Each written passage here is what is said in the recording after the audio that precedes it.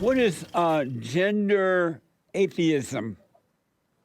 Gender atheism is the philosophical position of skepticism towards claims of the existence of entities called gender identities. In other words, I do not believe that you have something in your mind called a gender identity that exists independent of your beliefs about it, your religious beliefs about it, or something physical that can be measured.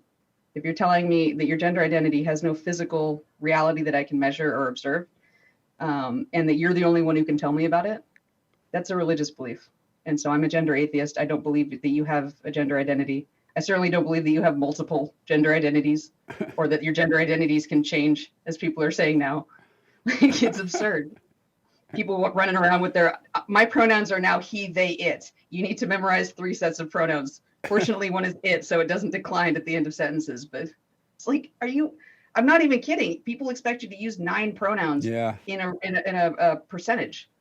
They're keeping track of the proportion. It's control. They just want to control. Yeah, I was going to ask, is all this about control and money? Does it seem like... money is huge. Money is enormous. The puberty blocker company, the makers of Lupron, I believe now they're called AbbVie, and their version is, one of them is Oralist running around, but they're the same kind of class of drugs. They already got in trouble for paying doctors to prescribe it. Yeah. And we already know that it caused horrible side effects. And so now it's being prescribed to kids. When it's prescribed to kids, at least until very recently, it had no warning labels. Like the adult one is like 30 pages long, and then the child, dose is just, oh no, it's fine, no harm, because no experiments have been done because you can't do them. Wow. That's something else. So doctors are telling kids that they can be on it for 1, 2, 3 years with no problem. They tell adult women after 6 months, don't take it anymore after 6 months.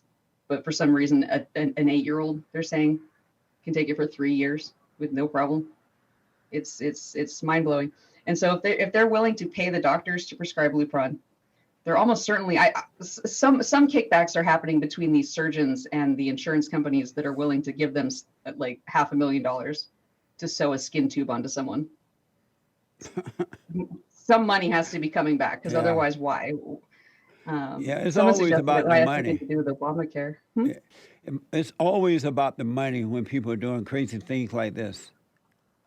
It's going to be quite a scandal when it comes out exactly what money was going where and why.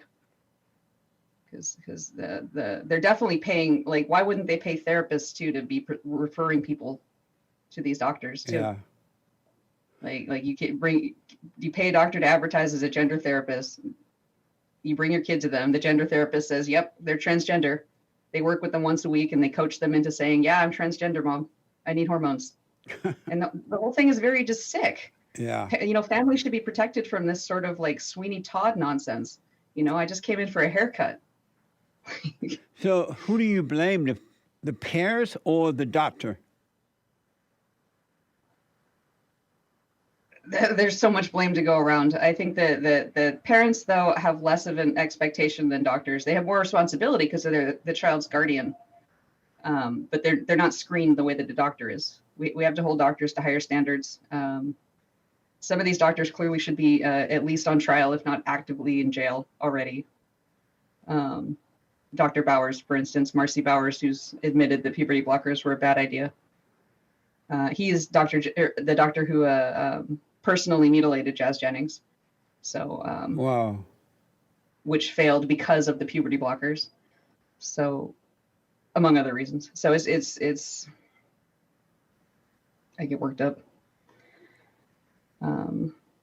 They have a big part of the blame. The professional organizations that could be pulling licenses, they have a large share of the blame. Facilities that allow this to be done in them. They give admitting privileges, for instance, to when they know that the doctors are doing this, they're to blame. State legislatures are to blame. It's going to be astonishing for people in 2 decades to look back and wonder how we let sex lobotomy go on for decades. Yeah. Which is worse, to give children puberty blockers or abortion? Worse from whose perspective? It's certainly better for the embryo in 5 years to be aborted than to be given a puberty blocker. Yeah. So if we're looking at it from the perspective of where they'll be in 10 years, puberty blockers will harm them more. However, abortion will mean that they don't exist. However, they might not have existed anyway. So it depends on where you fall. And the question is, are some lives just not worth living? Yeah. I would say that puberty blockers do condemn you to a life where certainly the child will be asking that. Was it worth living? Is my life worth living right now? My jaw is rotting off. You can visibly see my jaw rotting. They can't do anything about it because I have osteoporosis, and my jaw's rotting because the drugs they're giving me to fix the osteoporosis. It's just it sets them up for a living hell. Amazing. Until they die. I saw that person, Jazz Jennings, that you were talking about. I talked about him on my show today, and my producer was telling me about him. And he has a fat belly. He got really fat, and he has a man's belly. You know how men get fat in the belly, hang over like a beer belly. Yeah. He has a man's belly. So I was wondering. I wonder what that's really like for him, to think that he's a girl but have a man's belly, his body develop into a man body. And I wonder how that is for him. It's hard to say. One of the lies of the trans movement right now is that there is that the differences between male and female bodies happens at puberty, that we're somehow the same before them except for haircuts and outfits. But the truth is, obviously, or else how did we develop such different genitalia? These proportion differences are there at birth. We had wildly different developmental paths from conception to birth that resulted in very different body shapes. They kind of look similar as babies, but the proportion differences are built in from the start. They're not. So you can't give an 11-year-old male estrogen and suppress his testosterone and expect it to make him a female, and expect that to completely undo all of the male structural differences that were already well in sway by the time you suppress the puberty. We're not blank slates. We're different categories. Your message, you should be out telling the world about this on all the mainstream media and everywhere. Have you tried that? You're a good start. I'm sorry? You're a start. I hope so. You're helping me out. This is so important. They don't want to hear the truth though, because they a lot of people stand to make too much money. Nobody wants to be this generation's homophobes.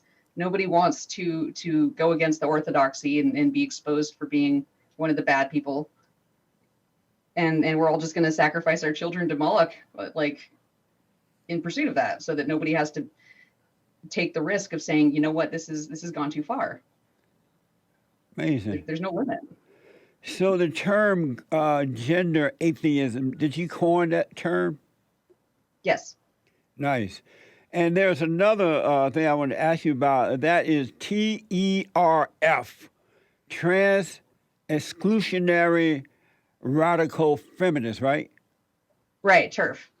And where did that come from? Did you create that term? I did not create that term, no. TERF is a slur that was created in 2008. The person who coined it used the word resented to describe the group. So it started as a slur, and it continues to be a slur, and it will never stop being a slur. We use it ironically because it's a focal point for women to come to who've been called TERF for doing something random. I started speaking out, like the flashpoint for me was that I posted a video talking about the different heart attack symptoms that men and women have, which are categorically different. They're not a difference of degree. It's we don't have a milder form of male heart attack. It's a different kind of symptom pattern because we're different. And so I posted about that and how it's important to understand that there are categorical differences like that between men and women, and we don't know all of them. We just don't know all of them. So we need to think of ourselves as different categories. And I got called TERF like 30 times immediately.